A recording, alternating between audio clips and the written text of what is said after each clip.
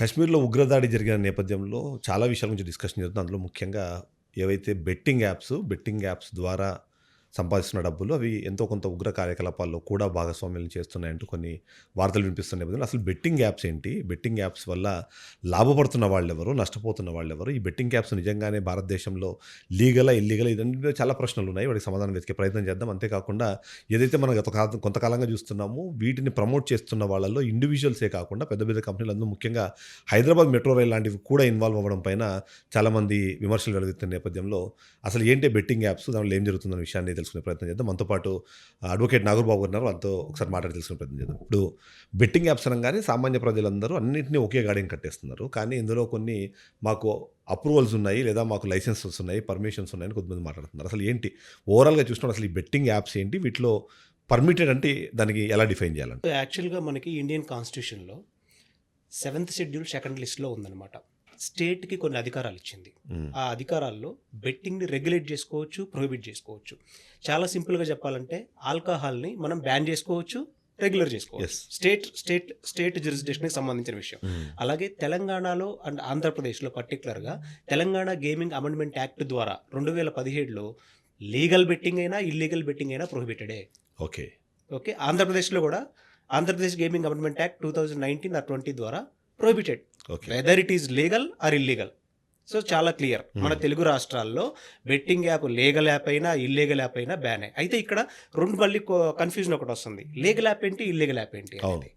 Government of ఇండియాలో section 8 of ministry of corporate affairs కింద register అయ్యి ఇండియన్ గవర్నమెంట్కి 30% GST పే చేస్తూ గ్రివెన్స్ రెడ్రెసల్ మెకానిజంని ఫాలో అవుతూ, అంటే ఏదైనా అన్యాయం జరిగితే ఎవరైనా నష్టపోతే పలానా కోర్టుకు వెళ్ళాలి, ఫ్రాడ్ జరగకుండా చేసేటువంటి లీగల్ యాప్స్.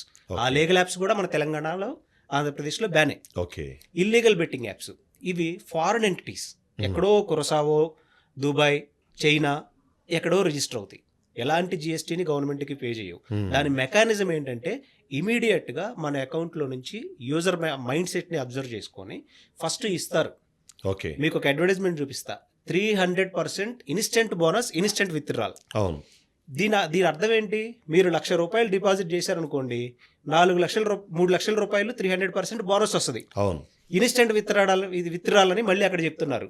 అంటే మరి ఇంకా స్టేట్ బడ్జెట్లో ఎందుకు ఈ 10 లక్షల రూపాయలు, ఈ 10 లక్షల కోట్లు ఒక బడ్జెట్ మొత్తం తీసుకెళ్లి అందులో డిపాజిట్ చేసేస్తే 300% ఈ 10 లక్షల కోట్లు వచ్చేస్తుందిగా, 40 లక్షల కోట్లు అవుతుందిగా.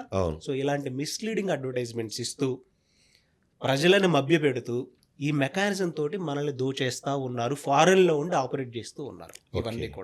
ఇవన్నీ ఇల్లీగల్ బెట్టింగ్ యాప్సే. కానీ ఇప్పుడు నాకు డౌట్ ఏంటంటే, నేను అడ్వర్టైజ్మెంట్ అంటే ఇప్పుడు ఎవరైతే బెట్టింగ్ యాప్స్ ఉన్నారో వాళ్ళ అడ్వర్టైజ్మెంట్ దేశవ్యాప్తంగా అనే ఒక ఉద్దేశంతో ఒక అడ్వర్టైజ్మెంట్ ఇస్తున్నారు. అది ఇప్పుడు 2 తెలుగు రాష్ట్రాల్లోకి వచ్చినా సరే అది కంపల్సరీ ఆ జ్యూరిడిక్షన్కి సంబంధం లేకుండా ఇక్కడ పబ్లిష్ అయిపోతుంది. కానీ అలా పబ్లిష్ చేయడం కూడా నేరం అని చెప్పడంలో ఏంటి అంటే లీగల్గా ఏంటి అక్కడ ఉన్న అడ్వాంటేజ్ కానివ్వండి, లేకపోతే ఆ పాయింట్ ఏంటి అసలు? Ministry of broadcasting and technologies వాళ్ళు ఏం చేస్తారంటే, మినిస్ట్రీ ఆఫ్ బ్రాడ్కాస్టింగ్ వాళ్ళు క్లియర్ గైడ్ లైన్స్ ఇచ్చారు. ఆఫ్ షోర్ బెట్టింగ్ యాప్స్ ని ఇండియన్ ఆడియన్స్ ఎవరు కూడా అట్రాక్ట్ అవ్వకుండా ఉండడం కోసం డిజిటల్ మీడియా అయినా సరే, ప్రింటింగ్ అయినా సరే, సోషల్ మీడియా సెలబ్రిటీస్ అయినా సరే ప్రమోట్ చేయడానికి వీలు లేదు అని ఒక డైరెక్టివ్ ఇచ్చేసింది ఆల్రెడీ. ఎప్పుడో ఇచ్చేసింది. సో ఆ గైడ్ లైన్స్ అందరూ ఫాలో అవ్వాల్సిందిగా, ఎంటైర్ ఇండియాకి కదా ఇచ్చింది. సో ఇల్లీగల్ బెట్టింగ్ యాప్ ఏదైనా సరే ఇండియాలో ప్రమోట్ చేయకూడదు అనేది మనకి సెంట్రల్ గవర్నమెంట్ ఇచ్చినట్టు గైడ్ లైన్స్, అది ఫాలో అయి తీరాల్సిందే. ఇప్పుడు సెలబ్రిటీస్ చాలామంది చెప్పింది ఏంటంటే, అసలు ఈ బెట్టింగ్ యాప్స్ లీగల్ అన్న విషయం మీద మాకు నాలెడ్జ్ లేదు, కేవలం మేము ఒక వీడియో చేస్తాం, మీరు ఒక వీడియో చేయండి, దాన్ని మీకు ఇన్ని డబ్బులు ఇస్తున్నామని చెప్పేసి మమ్మల్ని అప్రోచ్ అయ్యారు, దానికోసం మేము వీడియోస్ చేసాం తప్ప దాన్ని ప్రమోట్ చేసినట్టుగా కాదు అనే ఒక పర్సెప్షన్ ఇచ్చే ప్రయత్నం చేస్తున్నారు. ఆ విధంగా చూసినప్పుడు వాళ్ళు మేబీ తెలుగు రాష్ట్రాల్లో ఉన్నారు, కానీ వాళ్ళు చేసే వీడియోస్ అన్నది దేశవ్యాప్తంగా అవుతున్నాయి, ప్రపంచవ్యాప్తంగా వెళ్తున్నాయి. సో ఇప్పుడు వాళ్ళు మీరు చెప్తున్నట్టుగా వాళ్ళు ఇప్పుడు ఆ నేరం చేసిన వాళ్ళు అవుతారా, లేకపోతే తెలియకుండా చేశారు కాబట్టి వాళ్ళకి ఏమైనా ఎగ్జామ్షన్స్ ఉంటాయా? ఇగ్నోరెన్స్ ఆఫ్ లా తెలియకపోవటం కూడా నేరమే.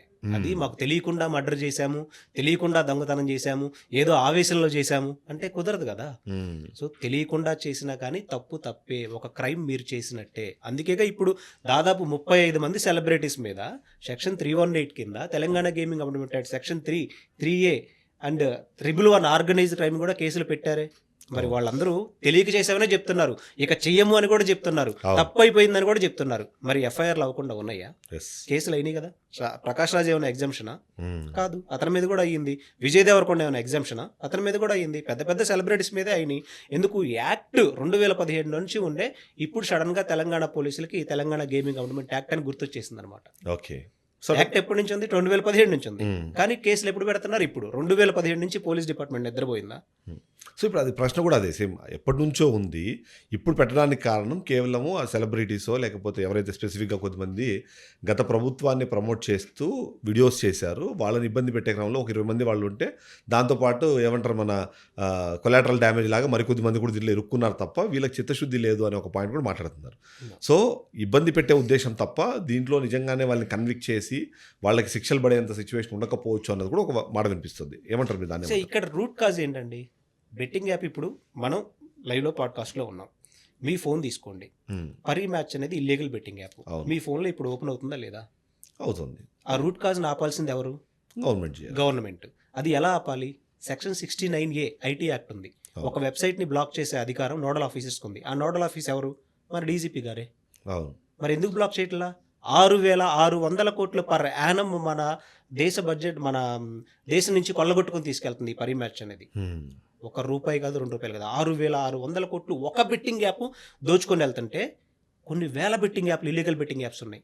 ఎంత ఆర్థిక వ్యవస్థ మీద దెబ్బపడుతూ ఉంది, ఎంతమంది యువత ఆత్మహత్యలు చేసుకొని చచ్చిపోతూ ఉన్నారు. మరి ఈ ఆపే అధికారం, బెట్టింగ్ యాప్ని బ్లాక్ చేసే అధికారం మీ చేతిలో ఉండి ఎందుకు యూజ్ చేయడం లేదు? ఓకే. రూట్ కాజ్ అది కదా. ఇప్పుడు అతను ప్రమోట్ చేయటల్లా, వీళ్ళు 35 మంది కాదు, ఇంకొక 200 మీద కేసులు పెట్టారు అనుకుందాం. అవును. ఓకేనా?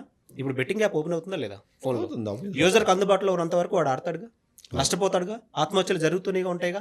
సో దీన్ని కంప్లీట్గా ఎరాడికేట్ చేయాలి, కంప్లీట్గా దీన్ని ఆపాలి అంటే బెట్టింగ్ యాప్ ఓపెన్ అవ్వకుండా ఉండేటువంటి మెకానిజం స్టేట్ గవర్నమెంట్ డెవలప్ చేయాలి.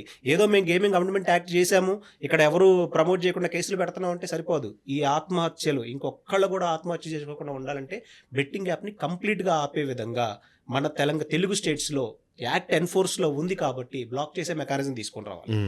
అప్పుడే ఆత్మహత్యలు ఆగుతాయి. ఇది ఎలాంటి మెకానిజం రావాలనేది కూడా మనం ఒక క్లారిఫికేషన్ ఇవ్వచ్చు. ఇప్పుడు చాలా సింపుల్గా గవర్నమెంట్ స్టాఫ్ ఎంత ఉంటారండి?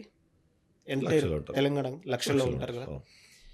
ఒక పోర్టల్ తయారు చేసి ఆ పోర్టల్లో మీరు, నేను, స్టూడెంట్స్, గవర్నమెంట్ స్టాఫ్ మీ కంటికి బెట్టింగ్ యాప్ లింక్ కనిపిస్తే ఆ పోర్టల్లో మీరు అప్లోడ్ చేసి రిపోర్ట్ చేసే మెకానిజం తీసుకొని వస్తే సెక్షన్ 69A యూజ్ చేసి డీజీపీ గారు బ్లాక్ చేయొచ్చుగా.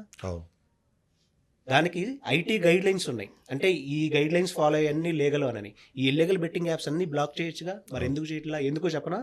దీని వెనక ఉందంతా బ్లాక్ మనీని వైట్ చేసుకోవటం కోసం, డబ్బును ఈజీగా పక్క దేశాలకు తరలించుకోవటం చేసేటువంటి పొలిటీషియన్సే. ఓకే. అందుకని రూట్ కాజ్ని ఎవరు ఆపట్లా. మేమేదో చేస్తున్నాం అని చెప్పేసేసి వాళ్ళ మీద కేసులు, వీళ్ళ మీద కేసులు పెడుతూ ఉన్నారు అంతే. ఎస్.